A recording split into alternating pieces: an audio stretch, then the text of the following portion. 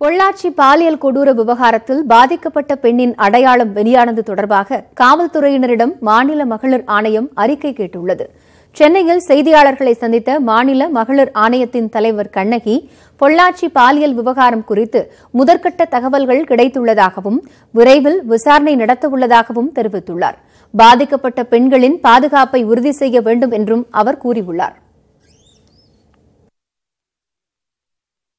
சம்பந்தப்பட்ட பொண்ணுடைய பேரு, அந்த விவரங்கள், புகைப்படம், அட்ரஸ் எல்லாமே வந்துட்டு காவல்துறையினராலேயே வெளியிட சொல்லப்பட்டிருக்கு இல்லையா?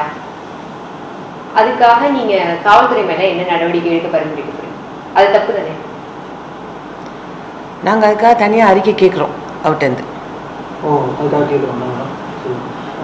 இது தொடர்ச்சியாக இந்த சமூக வலைதளங்களில் அதிகமான அந்த வீடியோக்கள் பகிரப்படுது. அவங்களுக்கு இங்கே வைக்கிற கோரிக்கை என்ன? அது தவிர்க்கப்படணும். ஏன்னா பெண்கள் சம்மந்தப்படுது, அவங்கள நாங்கள் பாதுகாக்கணும். அவங்களுக்கு எந்த விதமான தவறான பேரும் வராதபடிக்கு நம்ம தவிர்க்கணும். அந்த மாதிரி செய்கிறவங்க நிச்சயமாக செய்கிறத தவிர்க்கணும். அதை நாங்கள் கேட்டுக்கிறோம்.